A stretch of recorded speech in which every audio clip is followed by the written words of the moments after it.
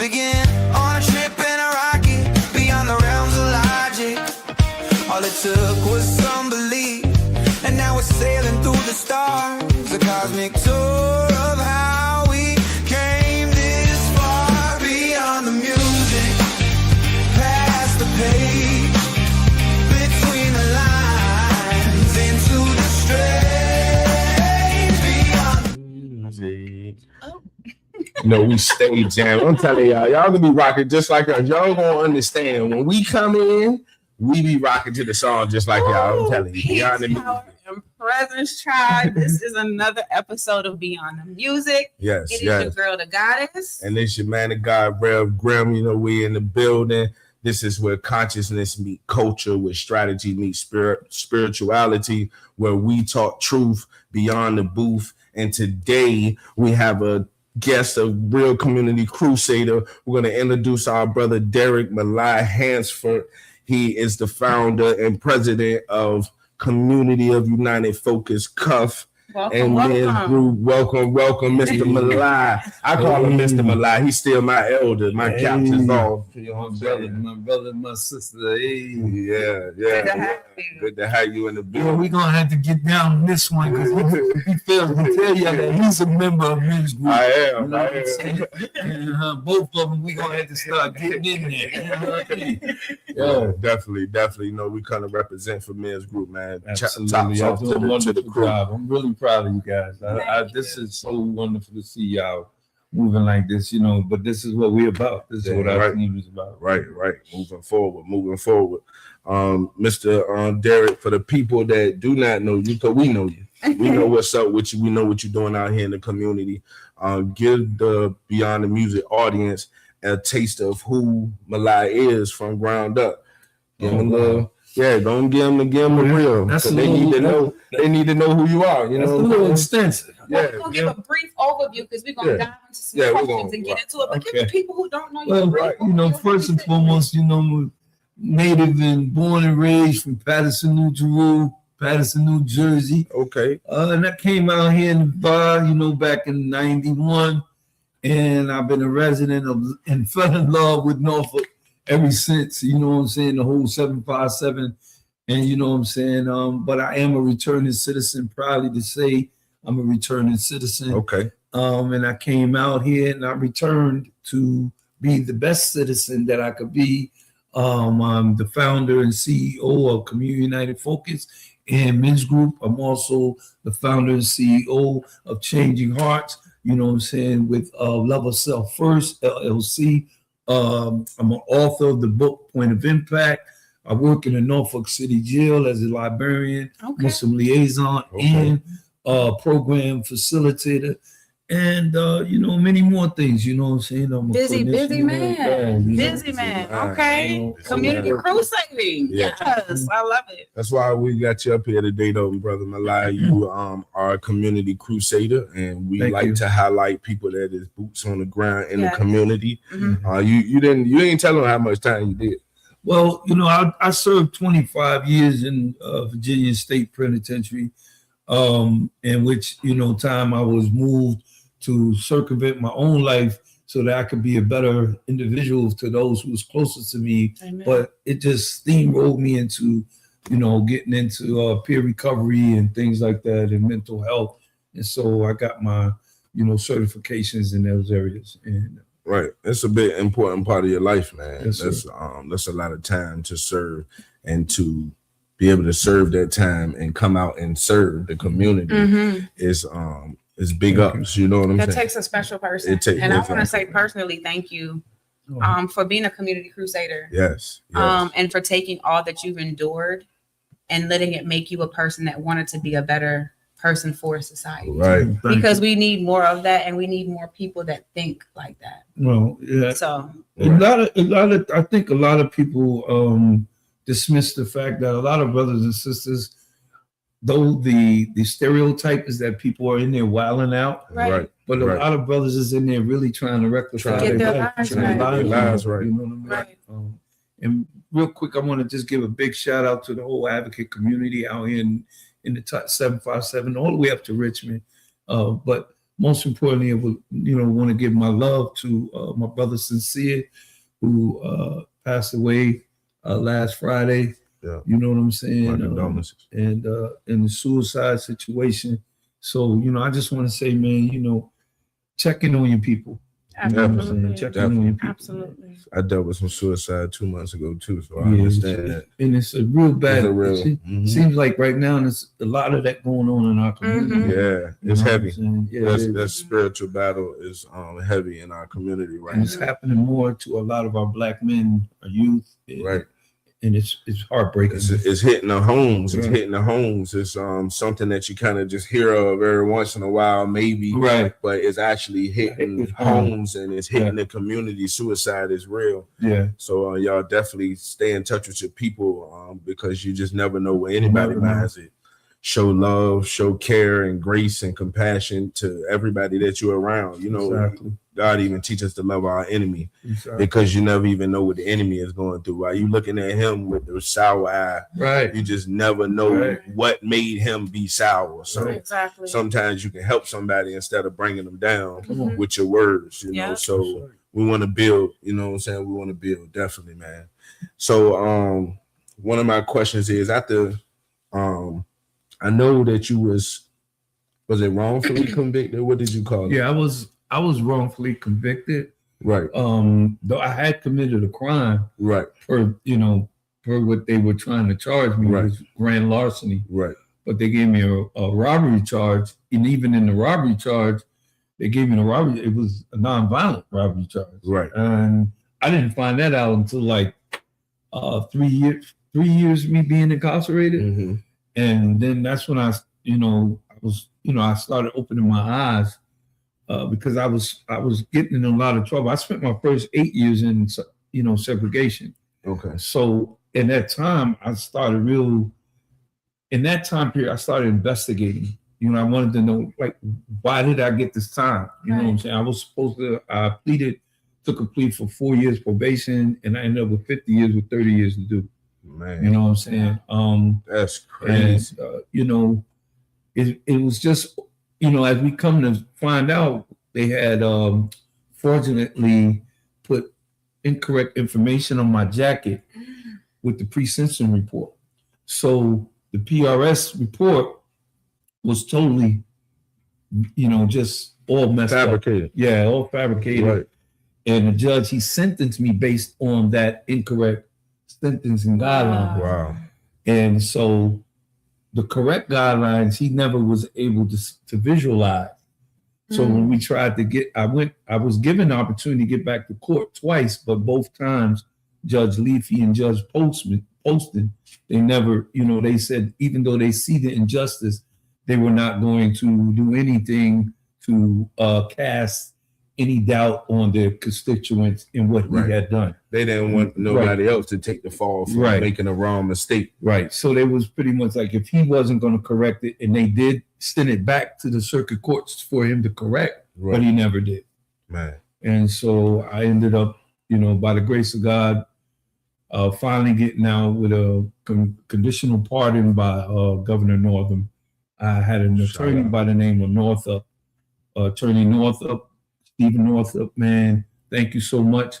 He represented me pro bono when he found out about my situation, and he got the word. That's real. Big up to Senator Joe Morrissey, who, as soon as he heard about my situation, in 3 months, he had me out of prison. Man. You know what I'm saying? So, and big up to Shaquille Ali and my man Taylor Paul for going to bat for me and, standing ground with me to get out of there. Right, because without them, we wouldn't be having this big community crusader, a big heart that's in the community. Right. And I want to make sure you tell that part, because a lot of brothers need to hear that, even in wrongful conviction or even being down, that you can't let your heart be hardened. No. Because your heart being hardened can stop you from doing the great things and being the great character that you are. You know what I'm saying? Well, I can't tell people what they can't do. Right. But I can tell you what it didn't work for me. Right. I knew that I wanted to come home. I didn't know whether I would make it home, but I knew I had hope and I had the strength and I had faith in God that I wanted to get home. Right. So I knew in order for me to do that, no matter what the circumstances were, I wanted to survive.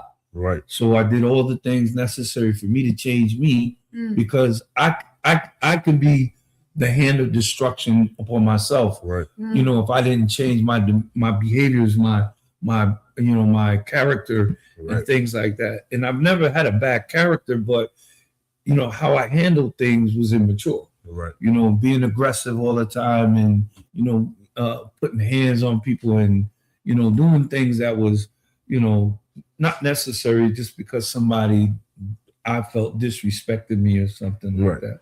And I just had to make changes, man. And I made those changes, and I'm continuously still making those changes. Right. And I work hard to That's be big, man. Well, I mean, it's big, man. I'm telling you, I don't think, I know a lot of people kind of see their situation and they're like, but it's big, bro. It's big to be wrongfully convicted, do the time, and still come out and dedicate your life to others. That's a big monument in life. How do you feel about that monument, man? It's like, I mean, a lot of people look up to you, Mr. Malai. You like big dog out here, man. You big dog, bro. And you know that. You know what I'm saying? People look up to you, man. And you better take your flowers. Right. You better take them flowers because you praise to Allah, man. Right. You're here to receive them too. Right. Right. That's why you're here. Because the flowers is yours. You know what I'm saying? Definitely community of United Focus. Let's talk about community United Focus, because that's your giving back to the community. What is community of United Focus? Where did that start for you at? Well, Community United Focus is an organization that is built to help and assist returning citizens and those who have been impacted by violence in the community, and those who suffer from social issues in the community, drug addiction, mental health, things like that. And we just work hard to bridge that gap for returning citizens who have been gone and been estranged from society, and then been estranged from their families. Because when you've done 10, 15, 20, 30 years and you come home from prison, you ain't the only person that's changed. You're not the only person that has changed. Your family has changed, and society has changed. And it's very difficult for a lot of people, as we just talked about, a brother committing suicide after being home for 4 years. Man. It's very, very complicated. Most people think it's, you're back home, your life's good. No, you're talking about a returning citizen has to face 40,000. This is not an exaggerated number. 40,000 barriers. Actually, 41,000.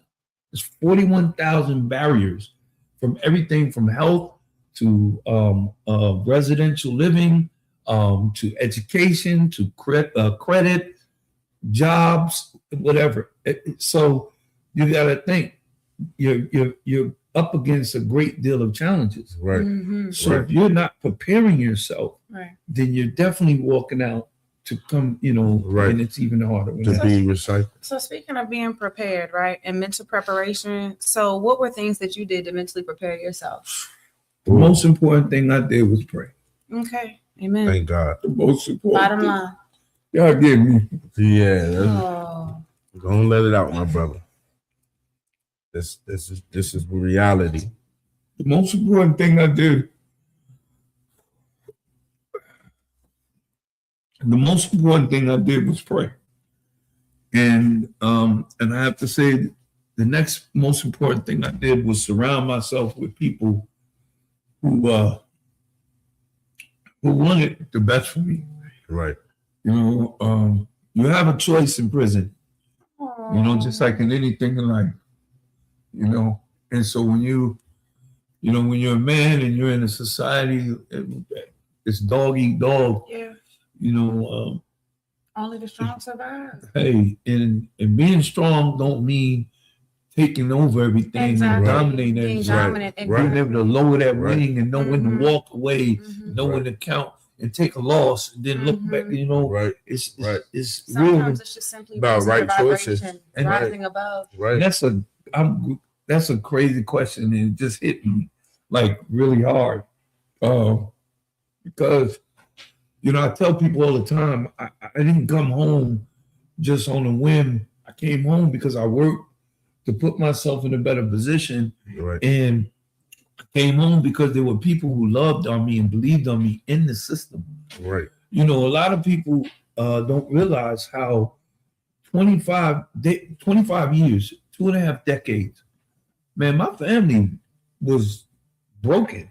Right. You know, my mother, my father, and my sister were the only people who were totally there for me the whole 25 years. Right.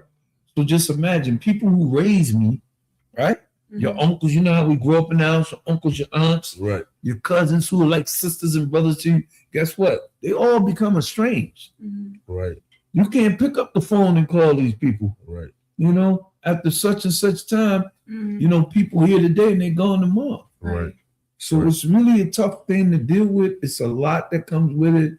But the greater part is when you get out, it's also going to be tough. It's Right. not over just because you Right. got through there. You know what I mean? Change never Okay. is That was over. a good question, man. Thank you. Yeah. Change is never You over. hit me hard with that. I don't know why. I'm sorry. No, it's okay. Yeah. No, that's Get it out. right. No, but you know, Because the people, the men, is so many men going through this in our communities, especially the Black community. There's so many men that is in the system, and there's so many men that's recycled in the system because they don't have an understanding of the battles that they're up against. yes, You know what I'm saying? So I always talk about that battle.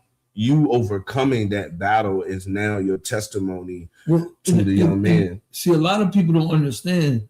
I was fighting for people in the prison before I came home. Before I even went into prison, I was working in the community with the YMCA with Mr. Reynolds on Topwater Park. Right. So when I came into prison, you know, it just ignited me even more as a Muslim leader, as a community leader. Right. You know, and I started, you know, when you see men being manipulated and raped and taken advantage of, and being what do you call that? Cats taking their money, taking their commissary. You know what I'm saying? Like Bunch of pain and trauma. yeah, you know, what I'm and saying? then seeing dudes want to get out of gangs and want to become, official, just regular citizens. Right. And you find yourself standing up for people. Right. And you find yourself putting yourself in harm's way, but it all means something because you know that you wouldn't want that to happen to you. To you. You would want somebody to stand up for you, to help you. So do you think that all of the work that you were putting in the inside kind of helped propel this whole movement and vision on the outside? Okay. Because the networking that I did I was locked up for 25 years and I was in 14 different prisons in the state of Virginia. I was on a tour of the prisons. They would never keep me in one institution more than 2 years. They kept moving me because they said I was too impactful. And even though I'm a positive influence, that can turn. This is the type of stuff they do in the prison. That's the system. That's But the fight. the thing that I want people to understand is that I groom myself so that I can come out here, and this is, me being here is because of people like y'all. Right. This is my backbone. Right. You know what I'm saying? This is my brother right here. Right. This is my baby sister. I love this girl. This is my niece right here. I call her my baby, Right. This is my family. Right. So I surrounded myself with the same caliber of people that I surrounded myself with in prison. Right. It's just now I had the opportunity to be in a free society. And man, it's tough. Right. It's tough out. It's tough coming out to the real world. Yeah. Having that responsibility. Right. You know what I'm saying? You ain't gotta in prison, you do got a roof over your head. You will get a three-course meal, or you're gonna get fed 3 times a day. Right. You understand? You may not like it. Right. You may not like the clothes that you give them to wear. You may not like, but you ain't shoeless. You ain't. Right. You your can basic needs are met. Right. You can get your hair cut. You ain't gotta pay for a haircut. Right. You ain't gotta pay to wash your clothes. You know what I'm saying? You ain't gotta pay the electric bill to watch TV. You ain't gotta pay the water bill to go. I mean, when you come out here in the world, you gotta be ready 10 toes down to get it in. Right. And it's not going to be easy. Right. You know, we got to stop bamboozling our people with all this glamour, glitz, and glory. Right. You know, you got guys who come out here, talk about, you know, they trying to help the youth change and get out of the game, but they riding around with still the chains on. They look like the thing that they telling you they don't want you to be involved in. Right. Like that's contradictory. Right. You know? Well, that's dope, man. What we want to know is what impact is Cuff bringing to the communities, and what do you see for Cuff, and what is the audience, what is the community gonna see from Cuff for the next 5 to 10 years? What's your goals for Cuff? What do you see Cuff doing in the communities? Well, right now I'm looking at Cuffs being embedded into the schools. Okay. To do our mentorship program. Okay. Are you doing that, right? Yes. You've been doing the mentor at Lake Teller High. Lake Teller High School. Mm-hmm. We're looking forward to actually working with the city of Norfolk and attaining a building that we can facilitate and meet all the needs of the people that we're striving to aid in the community. That is definitely a goal that we're looking forward to meeting. And most importantly, we're looking to build more partnerships with our community members and other organizations that are active. We're very, very much proactive in collaboration. Sure. Community United Focus is just that, community uniting in focus. Right. You know what I'm saying? We don't all have the same belief system, but we all have the same issues in our community. Right. So the same vision. The same visions. Yeah. And so that's the whole thing that we strive to exemplify. And most importantly, having wonderful, wonderful people in our organization as you guys who represent what, you know, it's all about, man. And community crusaders. That's my goal is on truth is to really build the organization's community, who we are as a community, and really have some, you know, people who are real boots on the ground, people, absolutely, you know, impactful people, you know, really out here. Right. That's right. And it's an honor to be in your presence because not too many black men, bro, stand up and build kings in our communities, bro. Is the lack of it is almost gone. You know what I'm saying? So for you to dedicate your life to the communities, bro, we big thankful, man. And I want you to always know that you are a shining light in a dark world, bro. Yeah. You went through the dark.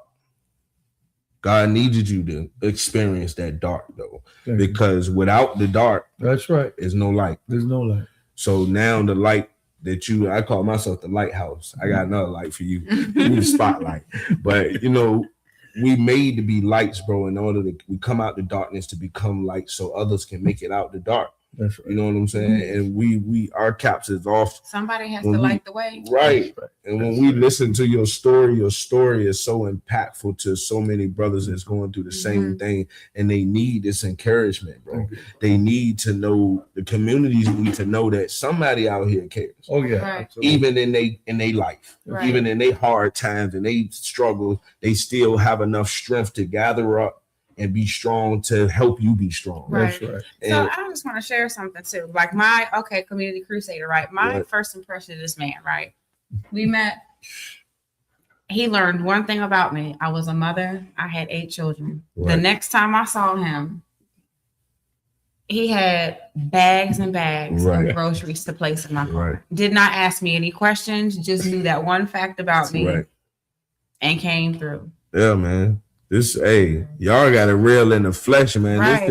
This is what we call real deal. Like, and we want to make sure we highlight in this every show, because this is what we need in our world. We need brothers that has been through the traumas, been through the pains, but has turned a pain into purpose. That are willing to fight the program. We got a pain this purpose. Y'all gonna get it soon. Me and Mr. Malai working on a lot of stuff. Y'all gonna get some good music, but he has literally turned pain into purpose. That's right.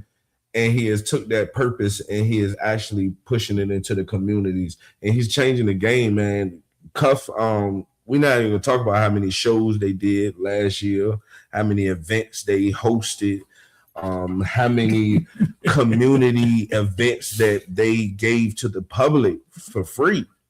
Man, So he really out here boots on the ground, man. We want to make sure that y'all just tap in to Brother Malai. Make sure y'all reach out to Cuff Men's Group, all the sponsors, anybody that's want to see change in the communities. In order to be change, in order to make change, you have to be changed. And this is a sign of real change. So we want to make sure that y'all tap in with Brother Malai. Brother Malai, tell them where to find you on Instagram, Facebook. So you can find me on Instagram at Minhaj. That's Minhaj _Malai. Okay. Or you can go on Facebook under Derek Hansford, in parentheses, Malai Hansford. Or you can go on our website at community.org, at communityunitedfocus.org. And we also have a Facebook page, communityunitedfocus.org. And you can also go on Men's Group United on Instagram. So you can find us in a number of places. You can also maybe find us on some of the Instagram pages of these two. Yeah, when we post our videos to our YouTube, we will tag all of the places you can find him for the interview as well. So you can find him after the fact. But before I go real quick, ladies and gentlemen, please know that these are wonderful. I love you guys. We love You're you my too. family. We love you too. I'm really proud. I'm really proud. We appreciate it, I'm brother. serious. Like, this is so moving to me. We And I'm appreciate so it. proud of you, brother. We appreciate it. Y'all my family. Yeah. Thank you. Thank you for this. We're gonna leave out on that. We're gonna let our tears roll. We'll be and back. y'all can catch us They know after I'm a the big commercial. crybaby, man. Yeah, it's all good. Y'all know how we do, man. Beyond the music, y'all got the reality today. Y'all stay tuned. We're gonna be back with Black Christ and Norfolk CPA, man. It's all.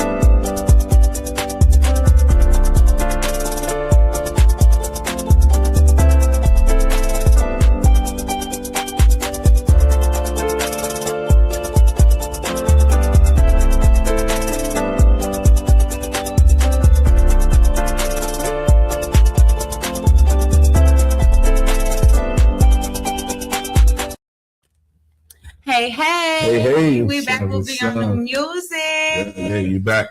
So y'all know we got a little something special. It's that time of the day where we're gonna tap into some geopolitics with our guy Black Christ, and then we're gonna hop into some business info with Norfolk CPA. Yeah, but for now, take it away, Black. Take it away, Black. What's up, Black?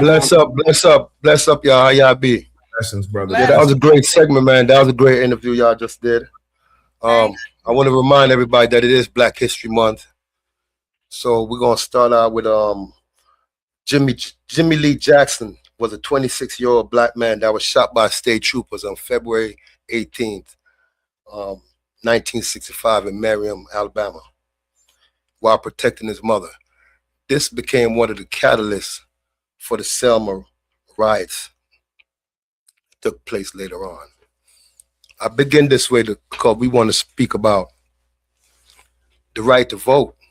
You know, there's been a lot of blood spilled. A lot of sacrifices were made for us to have the right to vote. And in these times, we see that our right to vote is on the decline.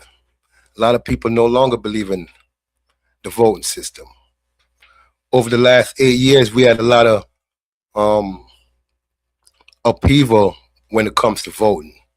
We had riots in the White House, by so-called local terrorists. We had accusations of voting fraud and the breaking down of the system. We've even heard that elections were stolen. And even in the present political atmosphere, a lot of people feel like their votes were misrepresented, stolen, undervalued or devalued. Areas were misdrawn and redrawn. So a lot of people aren't satisfied with the voting system and the results of the voting system. So we got to wonder, we got to ask ourselves, and we got to look in the mirror, and we got to wonder, is things that we fought for all these years, did we accomplish it, number one? And number two, is it still operating on the right levels that we expect it to operate on? Or do we need changes? Because like we said in the last segment, change is inevitable. So we got to ask ourselves, is this the democracy that represent the people of America? What is democracy? What is democracy to you? I would kind of like you to share your comments in the comment section about what you think democracy is and what does democracy means to you. Do you feel like you're a part of the voting system? Do you think that when you vote, it's registered and it goes through the proper channels from when you put in your city councils and your mayors and the senators and your governors? Is the information that you desire to travel up to the president? Do you believe that the people that you put in office to vote on these things and make it happen for you, the people within the communities, do you believe that your questions are being answered by the proper channels? If yes, put it in the comment section. But if you think something different, I want to hear your thoughts and opinions about this. Do you believe that America is a nation of peace? Is it the four leader in moral principalities? I mean, in a conversation, can you say that you are a patriot for your country? Do you believe in the things that your country is doing? These are the things we have to ask ourselves. And if we believe it, then yes, our democracy is working. The things that we fought for and the sacrifices that we made, then yes, it's come to pass and we're now living in it. But if not, then that means we still have a lot of fighting to do. We have a long way to go. At the moment, I say all that to say this. At the moment, we are on the brink of war. And I know that many of us voted for peace. I know when I dropped my vote into that ballot box, I was hoping that the person elected would be there for peace. Well, the man in the office apparently is here for war, because as we speak today on this Saturday, we are on the brink of an invasion in Iran. And anybody that's aware of what's going on knows that this has been a long time coming. Of course, we watched the invasion of Syria and Iraq, which was supposed to be a part of the evil axis. And who named it the evil axis? Well, I believe that that information started over there with the Mossad and Netanyahu. So as we close in on this monster of a war that may take place because Netanyahu, the Mossad, has convinced our democracy that it is best to go to war with Iran. A war in which we may see the involvement of BRICS, meaning China and Russia. And this could very, very well spin out of control, because as you and I know, when there's a fight, it could go either way. Somebody could easily fall and hit their head and it's over for them. So in war, it's no different. Once the first bomb is launched, there is no telling how the residual effects will take place. But know this, as the people within this nation that's going to war, our gas prices, our oil prices, our food prices, and many other things will begin to change as there's a restructuring and resetting of the alignment of powers in our world. After this war, I do believe that things may never be the same again. So just be aware that we have to take more control of our votes, and we have to make sure that the people that we're voting for, when we vote for peace, it stays peace. We can no longer afford to continue to vote for people and invest our time into a system that is not giving back the results that we desire. Ask yourselves this question the next time that you're walking to the voting box.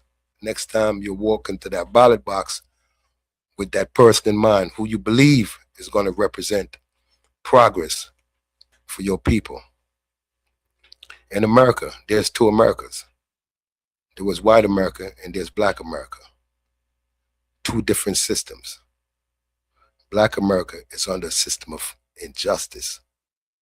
And we have to decide how to bring about a more balanced scale. Let that statue be balanced. Let that liberty scale be balanced. Right? Let's stand up for balance. Stand up for peace. End the wars, man, and build on civilization. I would like to hear y'all comments in the comment section when it comes to war and peace, when it comes to your democracy, when it comes to what do you believe in, when it comes to your right to vote, when it comes to what do you believe in your votes, do you believe in your votes, and do you trust the system? I want you to think about these things over these coming weeks as we venture into this new cycle. You know, it's unknown. And many of these things we will see in the coming days as they continue to open and go deeper into the Epstein files. Don't be distracted by wars. Don't be distracted by lies. Do not be distracted by the things that they would throw at you. Keep focused on the information that's coming out about the people who lead. And if your leaders are not suitable men who should be leading, then we should get rid of them. If they're involved in anything that is unsavory and immoral, then we should get rid of them. If they commit crimes, then we should get rid of them. Those of our leaders who commit crimes should not have so much money that they're able to buy their way out of their criminal acts. If America and democracy and our justice system is not for sale, then we, the people, we have to hold everyone above us accountable. Everyone should be held accountable, from the most powerful to the very smallest individual, right? Power should not make you above the law. Yeah. Okay. Always dropping them gems. We appreciate you, sir. You Y'all know what already we know. do. Y'all know it, we man. Geopolitics, like I say, is always a part that we need to learn, man. A lot of things go on in the world. A lot of things going on in other countries. A lot of things are affected internationally, not just locally, not just right here in our home soil. So we need to know what's going on in the world, because there's things happening overseas and over in other countries that is affecting us right here in our everyday world. That's right. Now, go ahead, get your notepads out on your phone, or a real one with a pen. Business people, not business people, wanting to get some information, get ready for Mr. Clarence. Norfolk CPA, our financial advisory, another part of Beyond the Music. We want to make sure that we're giving y'all wisdom gems on financial, geo, and our community crusaders and what we're doing out here in the community, man. That's right. So y'all stay tuned, man. CPA Norfolk CPA is in the building with our financial advisory, man. Y'all gonna take it out. Hey, my God. Hey. Rev, what's going on, GG? How are y'all doing today? Take us through that. Take us through them finances, man. All right. So what I want to talk about today, and I think it's very important, is it's a vehicle that can assist us with wealth building, and it is having rental real estate as a part of your portfolio. And there's a lot of great benefits to why you want to have rental real estate. When you acquire real estate, you can use leverage, which I'll go into more details momentarily. There is significant tax benefits for why you want to have rental real estate in your portfolio, in addition to generally real estate over time just appreciates. And when I say appreciates, it means that the value of the real estate is going to go up in value. So one, let's talk about purchasing real estate. The great thing about purchasing real estate is you can leverage other people's money when you purchase real estate.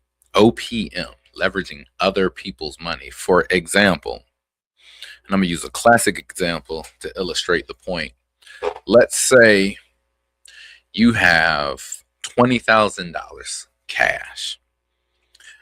And then I ask you, well, how much stock can I buy for $20,000? Generally, if you have $20,000 in cash, you can buy $20,000 in stock.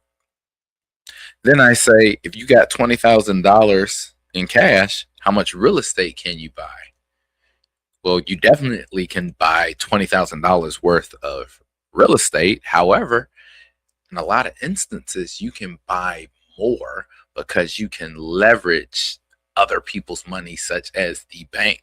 And it's very common that a lot of banks will allow you to get a bank loan provided you put 20% down, for example. And sometimes it's lower than that, but we're just going to be very conservative. So what that means is for $20,000, I can purchase a $100,000 asset or $100,000 piece of property. I still own it. Of course, the bank, they're going to put a lien on it, and then eventually that you default, they can take it over. But you literally can get $100,000 worth of real estate if you have $20,000 cash, you know, with the assumption that your credit is right. And in a future podcast, I'm going to bring in some finance specialists. I'm going to bring in some banking specialists. So they're going to give you all the other tools. So I'm just speaking high level at this point. So you say, yo, Clarence, you mean if I got $20,000 cash, I can use that, get a bank loan. They're going to let me borrow $80,000. Then I can get $100,000 piece of property. Absolutely. Now, this is not news to a lot of folks. And so this is just common knowledge or that you already know, but there's some folks, they may not be aware. And so I'm speaking to those folks in our community. Maybe you are not aware. So we're putting a light bulb on this moment. So now that you have this piece of property, what can you do with it? Well, if you purchase it right, what we can do with it is then rent it out to someone else. So let's say our mortgage is $1,000. Let's say the average market rent, using easy numbers, is $1,500 per month. So your mortgage is $1,000. You can rent it out for $1,500. We're talking about the difference is what we call our cash flow. So we're talking about a $500 cash flow, $500 a month. What is that? $6,000 a year, an additional $6,000 a year. Oh, wait. And there are more benefits. I told you there are tax benefits for having real estate as well. Did you know that there is a concept in real estate called depreciation? It is a paper loss. And so what that means is when we do our tax return, we could have a property that in some cases, a lot of cases, that is a positive cash flowing property, using the example that I gave. But because of depreciation, and depreciation means the systematic expensing of an asset over its useful life.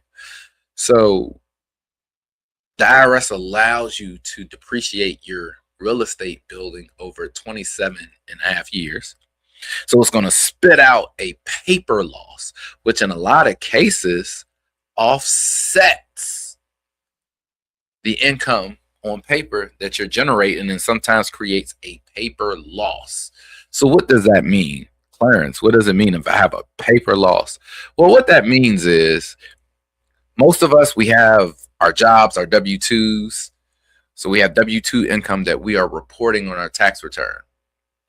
Now we can have rental real estate that is putting money in our pocket.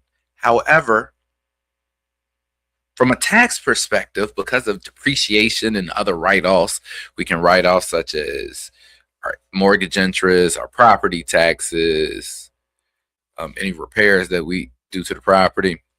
We can have all these write-offs, and on paper, even though it's putting money in our pocket, on paper, it's losing money, paper loss. We can take those rental losses and offset against our other income, effectively pushing our taxable income down while making money at the same time. So when you hear the concept and folks say Donald Trump ain't paying taxes, well, Donald Trump is heavily invested in real estate. He's doing it. Why aren't more of us doing it? So again, it's a way you can, let's go back through the benefits. Rental real estate. I don't have to have all the money myself. I can use OPM, other people's money. That's called leverage. When I get it, and I purchase it right, it can provide a positive cash flow. It can provide cash flow to us. In addition, it's going to give us tax benefits that can also offset our other taxable income, meaning we're paying less money in taxes. And then generally over time, real estate appreciates. It goes up in value. So you're building up your wealth. So it would be something that I would urge the community to put as a part of their ongoing, what you want to call it, your ongoing retirement plan, your ongoing wealth building plan. Is definitely a vehicle that I would definitely recommend. So with that being said, my name is Norfolk CPA. I am glad to bring this education moment to you. Back to you, DG and Rev. See you, brother. I see you, man. Point, brother. Yes, man. Keep us on point, man. We need that. Financial advisor. I like that. We need that, man. We need that, brother. Our world is in need of a lot of things, and So you guys got it going on, geopolitics and Yeah, man, financial. we trying to be community. Man. We here for the people. Here for the This is people. what I'm talking about. Yeah, man. So thank y'all for joining us, family, friends, our tribe, everybody that tunes in. Thank you for tuning in to Beyond the Music. Give big shout outs to our brother Malai for coming in today. Wish we had an old big clapper. We're gonna get a big clapper. Don't worry about it. Sooner or later, we're gonna have a big shout out, a little crowd. All that stuff. But man, y'all stay tuned, man. It's Beyond the Music, man. We coming straight from the streets, straight to your TV or to your computer phone, whatever one you check out. Make sure you like, comment, leave something for us. You know what I'm saying? Notification bells, turn it on. We coming. Episodes gonna be coming, and you know we're gonna be here for y'all, man. We're here for y'all. This is for the people. That's right. This is what we built, and this is how we rock in our community. So, salute, shout out. Next time. Till next time. Yo, Beyond the Music, check it out. Yeah. Stay tuned, baby. Deuces.